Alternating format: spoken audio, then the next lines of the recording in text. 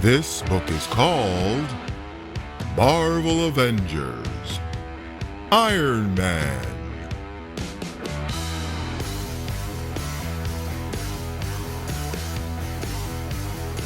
As a boy, Tony Stark dreamed about how technology could change the world for the better.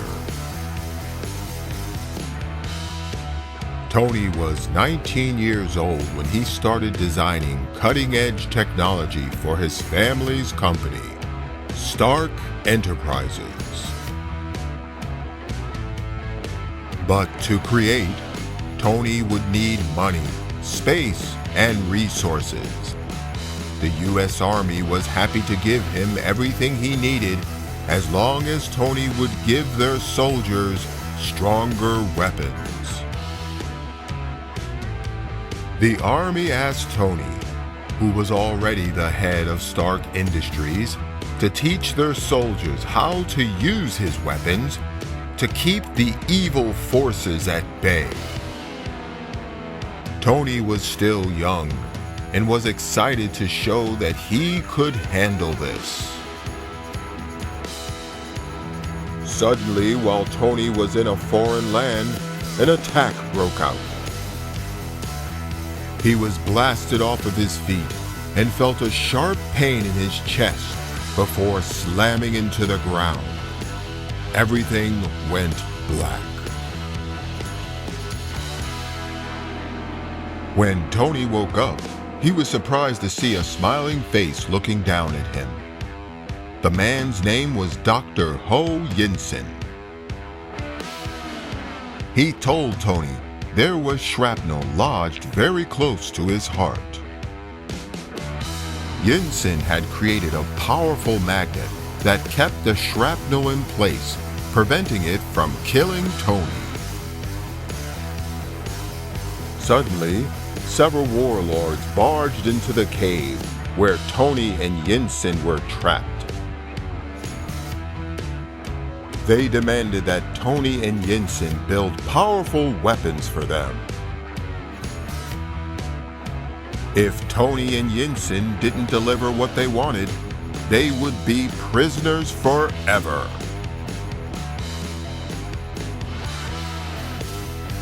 The two scientists decided they would give the warlords exactly what they wanted, but with a twist. They set to work right away, using the tools and the equipment the warlords brought them. It took weeks, but both men worked very hard because they were eager to be set free. Large pieces of gray metal were coming together. They made a power source to run their creation, and when their time was up, they put their plan into action. As the warlords approached, Tony strapped himself into his weapon. It wasn't some kind of ray gun or rocket. It was a powered-up battle suit. Yinsen took cover as Tony smashed through their prison door and declared himself an Iron Man.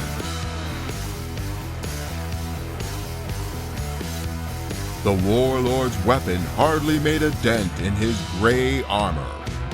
Tony was invincible! He charged toward the warlords, and they fled in fear. But escaping wasn't all that Tony wanted to do. He couldn't go home without stopping these men from hurting anyone else. He pulled the rubble down from the caves, smashing all their weapons to pieces. Tony made it out of the cave, but Yinsen didn't. The guilt weighed heavy on Tony's mind, but there was something else. Tony had a realization. that shocked him to the core. Many of the weapons he had destroyed were weapons he had created himself. Tony felt ashamed that his work was being used by warlords.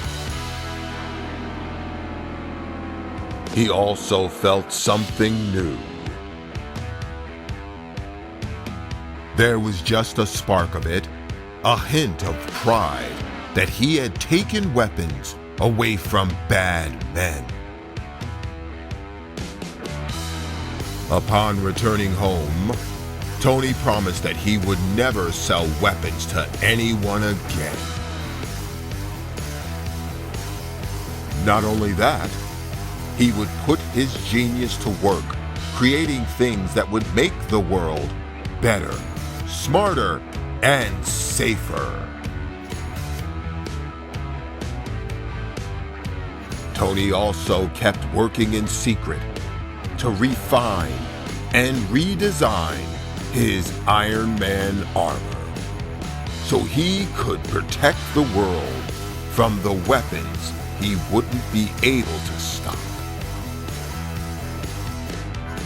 Tony would continuously upgrade his armor over the years to come. He fought tirelessly to keep the world safe. Eventually, he became the founding member of the mighty Avengers.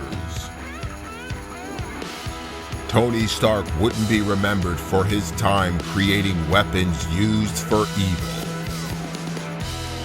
Instead, the world would come to know him for his red and golden armor. The world would call him a superhero, the Golden Avenger. He was Tony Stark, the Iron Man.